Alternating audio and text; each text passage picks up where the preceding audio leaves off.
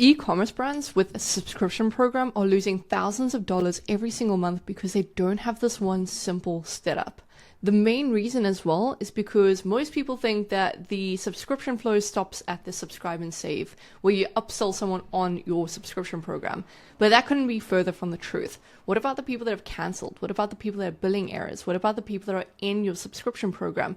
That's where the real money is lying, and those are the flows that you probably don't even have set up right now. So it's costing you thousands of dollars, and I'm going to show you throughout this entire video exactly how to structure your flows, what filters to do, and build them with you so that you can see exactly how to do it for your brand and also what should be in every single email. So let's dive into the back end because there's a lot to cover. All right, so if you take a look at the back end here, you can see that we're going to be covering 4 flows. Most brands only build out one, which is the subscribe and save, but I'm going to build out the entirety of 4 flows, show you exactly what's in every email, because trust me, you probably only have that one, but you're not considering the other aspects of the journey.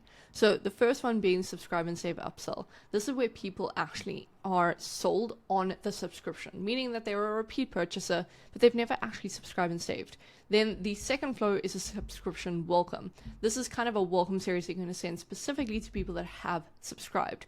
Then you have your subscription win back. These are people that have canceled or have delayed or paused their shipping. And this is exactly what you want to send to them. This is where the money is actually made. And lastly, the one that no one considers is the subscription. Let's go to the subscribe and save. Like I said, these are people that have placed an order at least 2 times in the last 365 days and have subscribed 0 times. The first email that you're going to send, I also grabbed an example from one of the top brands on the left here, but the first email you're going to send is, hey, you could have saved 25% on your last order. And what we want to do is we just basically want to counter these points. We want to say, hey, you're already buying this, so now you may as well save every single time. Here's how much you'd save monthly if you did that, and then you push the convenience angle. So this is an example of a section that we have on one of our clients' emails, and we basically say, hey, take the guesswork out of reordering when you subscribe. You get 25% off and you can choose flexible delivery times. You have full control to pause, change, and cancel anytime, and you get to save 25% here. So we're making it as easy as possible to subscribe and save. Now, here is an example of how a brand has done it before. Again, subscribe and save 30% on your first order. Then keep saving 15% every time your order renews. And they are really clever at saying, hey, your favorites should never run out of stock. And you can even push the angle. Something that we've done before in the first email is, hey, by the way, you are a regular buyer from us, and it doesn't sit well with us that you pay full price every single time. We want to look after you. So here's a percentage off, and you know that our best sellers usually run out of stock. We want to make sure that can't happen with you. You get first dibs. So that's a really great way to create FOMO and make sure that they can see the value in subscribing and saving. And then you explain how it works. So number 1, pick your go-to product. Number 2, choose how often you want them to get delivered. 3, that's it. So you're trying to reiterate how simple and easy the process is. Then in email 2, which you want to send about 3 days later, is you want to start reiterating the value of this. A percentage off is obviously not good enough. So now you want to make sure that they know how it works and why it's a no-brainer. You want to show the frequency of savings. So for example, if you order every 4 weeks, you get 10% off. If you order every 2 weeks, you get 40% off. Something like that is something you want to consistently reiterate. Again, you want to talk about the flexibility of the program so that they're not stuck in it. And then talk about why habits are so important. The next email is so important, email 2, because you want to build this consistency and this habit in their brain. You don't want it to seem optional. You want it to be, hey, the only way you're going to see changes is if you build a routine. So you're kind of guilting them through psychology of, hey, logically, this is how it's going to work best.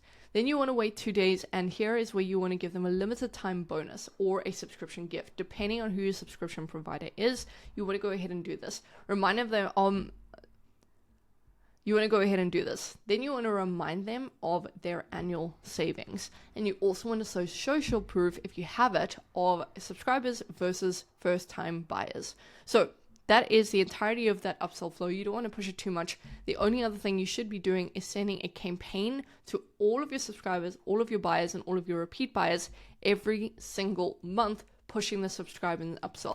Let's move on to what happens when people actually make this move and what happens after that. So we want to walk them through an entirely different welcome flow, right? And there's two important steps that we need to do once this happens. We want to add a tag, and we want to exclude anyone that has subscribed from all campaigns. We never want to send campaigns to people. This is one of the biggest mistakes that I see, and the amount of churn that comes from this is insane. By including subscribers in all of your emails, what's happening is they are being reminded that they have a subscription with you, and they're reconsidering it every single time that you send a campaign. So most brands don't think of this. They're sending so many emails, 3 or 4 emails a week, to the people that are already bought into the program. They're already bought into the highest echelon of what a brand wants, which is a subscription flow. So you don't want to keep pushing them away. Exclude them from all campaigns and remove them from all flows. These are now the highest priority flows.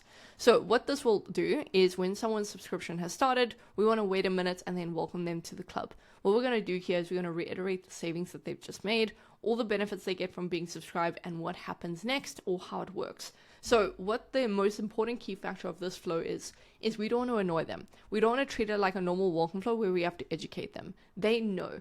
Now we just want to educate them on how good of a decision they made. Give them the positive affirmation so that they are comfortable with their decision. So then we wait 7 days, and we want to give them excellent kind of customer journey. So, I talk about this a lot with the welcome flow. You want to give them as good of a customer experience as possible so that they already have a preconceived idea of the product. And the way that we do that is we push a usage guidance. So this is on dosage, timing, routines. And we also want to show what happens when people get results by staying committed. So again, just building that FOMO, making sure that they know they made the right decision, making them excited for, their decision to come. And then we want to wait 30 days. By this time, there's been an entire month passed depending on the timing of frequency. And this is kind of dependent. If you have it very timing dependent, so let's just say that over here, you want to split it off into whether they are a subscriber of every 2 months or every month or every 6 days, for example, right? You're going to split that off, and you're going to basically break it down into different frequency. But for the sake of clarity in this video, let's just say that every single person can only subscribe every 30 days. Now, at this point, 30 days has passed, and we want to reiterate to them how much they're saving. The first month of subscription is usually where you see the most churn. Did they get what they wanted? Is it what they expected? Is it the amount of product they expected? And so what we do is we say, hey, you just saved this amount so far. We reiterate their membership perks, and we soft sell them on add-on products. But most of all, we just want to reiterate how much saving they made in comparison to if they just bought the product. It's a no-brainer that way. Then we want to wait 30 days. And then we want to send another email. This time they've been on for 2 months. And here we want to give them a kind of a perk for being subscribed for so long. So for the 2 months subscribes, we like to say, hey, here's $10 off if you add something else to your product line. And so what we're doing is we're pretty much reaffirming that they made a great choice. We're giving them perks for being subscribed instead of just a percentage off. And we're giving them $1 off to strategically add something else to their carts, because this won't apply to their subscription.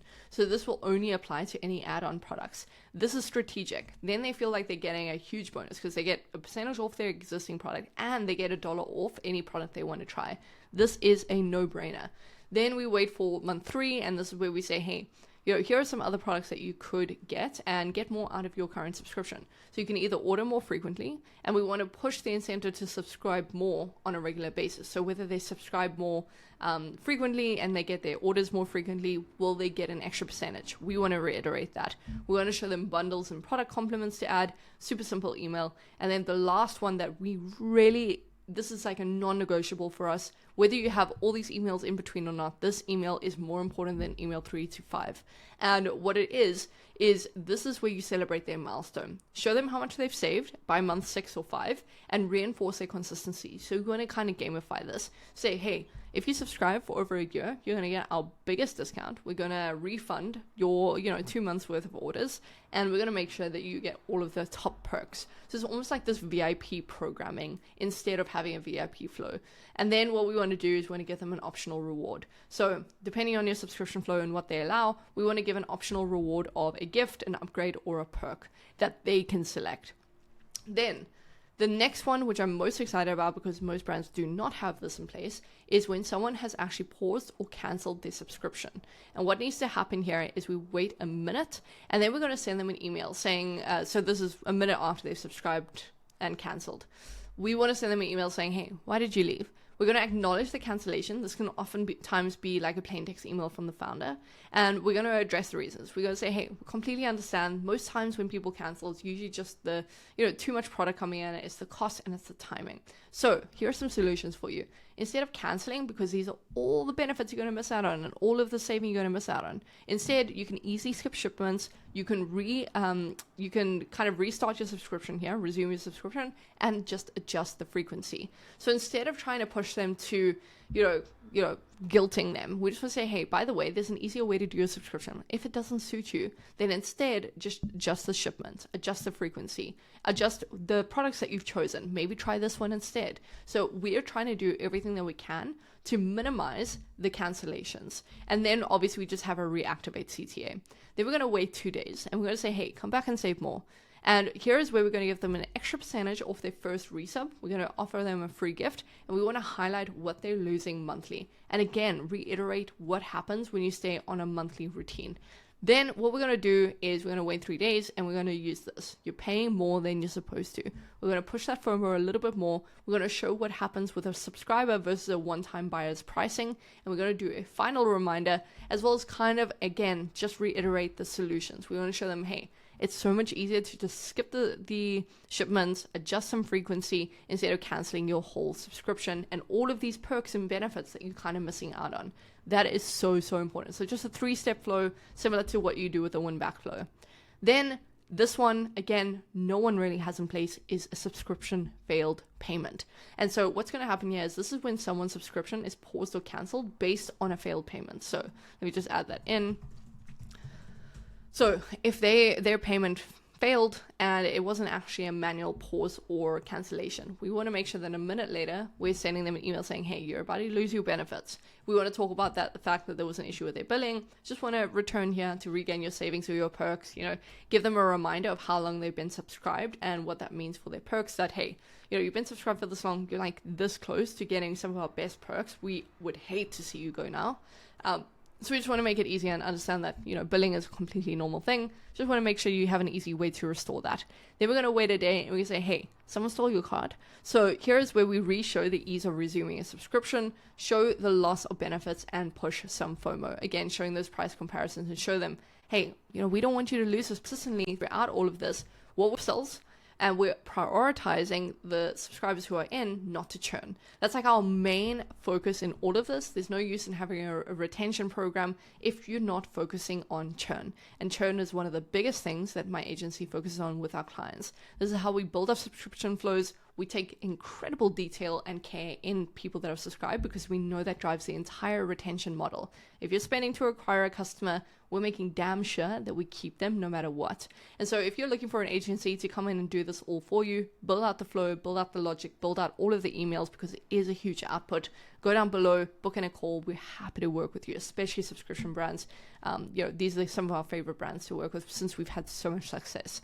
So with that being said, this should be helpful. This is such a simple, easy step-by-step tutorial on how to build out these flows, and I hope it was helpful. I'll see you in the next one.